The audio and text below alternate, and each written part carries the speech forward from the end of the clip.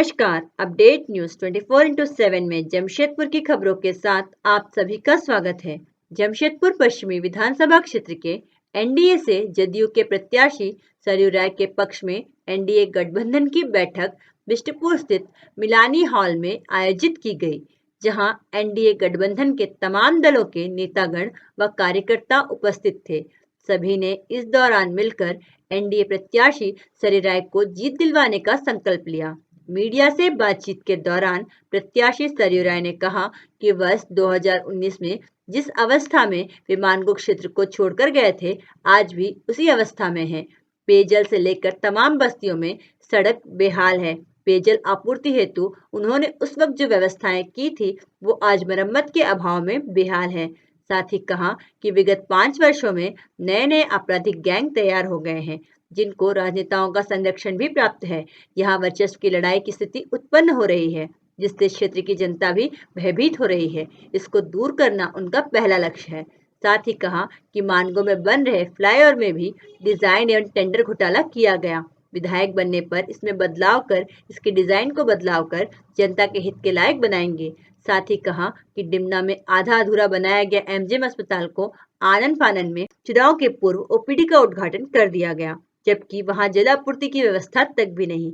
ऐसे तमाम कार्यों को जीत के बाद वे जनता के हित में पूर्ण करेंगे। आइए जानते हैं जमशेदपुर पश्चिमी विधानसभा क्षेत्र के एनडीए से जदयू प्रत्याशी सरयू राय से और अधिक विस्तार से।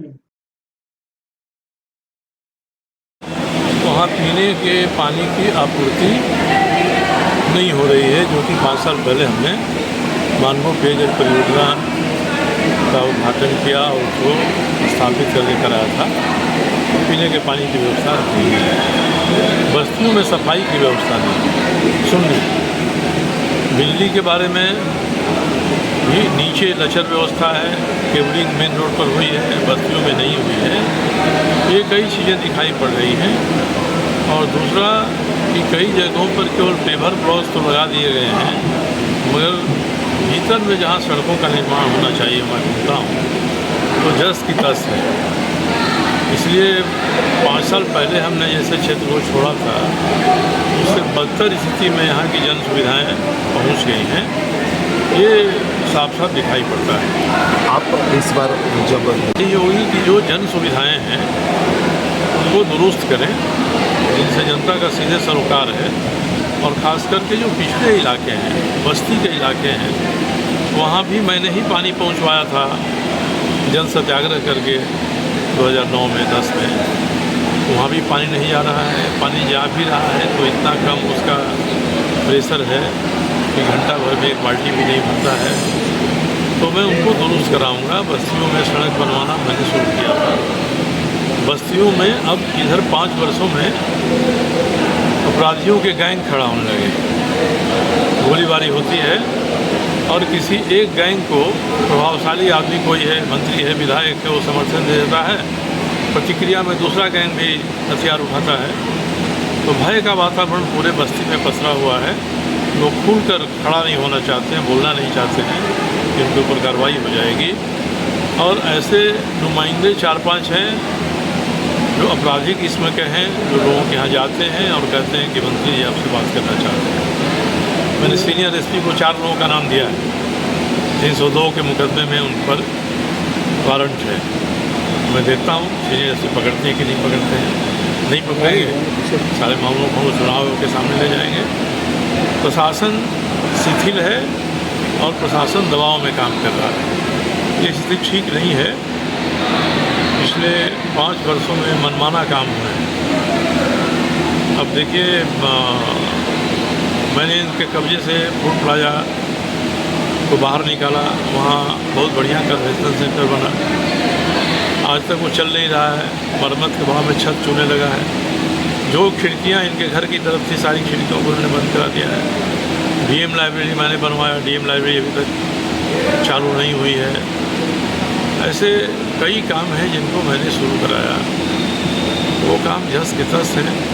किनारे के इलाके में चलिए, देवबीला के पास, आज़ाद नगर के जैसे इलाके में बरसात में पानी घरों में घुस जाता है। मैं कल गया था, घुटना भर पानी शंकुरसाई के road number post office road के अंत में देववीरा के पास से भी घुटने भर पानी है, और कोई एक दो घर में नहीं है, वो दर्जनों घरों के सामने है। घर के लोगों का निकलना मुहाल हो गया है, तो इनकी तरफ किसी का ध्यान नहीं गया है। दूसरे, जो फ्लाईओवर का नाम ले रहे हैं बार बार बन्ना गुप्ता, इस फ्लाईओवर में भारी टेंडर घोटाला है, एस्टीमेट घोटाला है, डिजाइन घोटाला है। मेरी पहल पर लिट्टी चौक से NH-33 भिलाई पहाड़ी जाने के लिए सोडेखा पर पुल बन रहा है। 4 किलोमीटर लंबा 4 लेन रोड बन रहा है। इसका खर्च केवल 40 करोड़ रुपया है, और ये जो फ्लाईओवर बनवा रहे हैं उस फ्लाईओवर का खर्च आ रहा है 471 करोड़ रुपया। कोई तुलना ही नहीं है।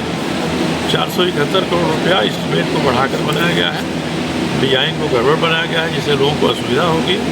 मैं इसका डिज़ाइन चेंज कराऊंगा, इसको जनता के हित के लायक बनवाऊंगा। विधायक बन गया तो केवल कमीशन लेना और एस्टीमेट ज़्यादा बढ़वा देना, यही काम हुआ। इसलिए में स्वास्थ्य विभाग में MGM की स्थिति कैसी आप देख रहे होंगे।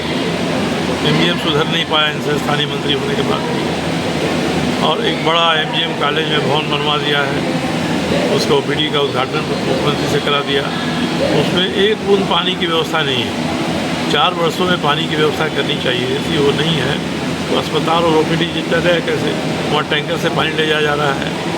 तो इस तरह की बातें पूरे क्षेत्र में हुई हैं, और क्षेत्र में एरिया के हिसाब से लोगों का कहना है कि पक्षपात हो रहा है।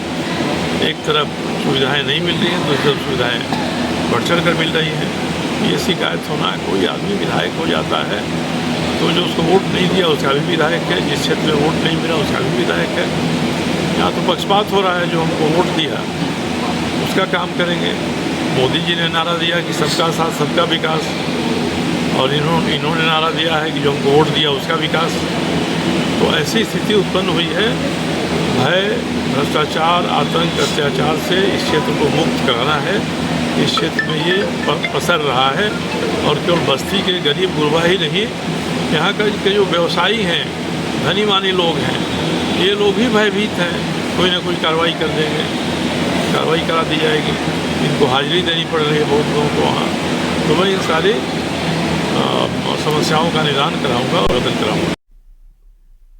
जमशेदपुर की खबरों के साथ बने रहने के लिए हमारे चैनल अपडेट न्यूज़ 24x7 को सब्सक्राइब और लाइक करना ना भूलें। धन्यवाद।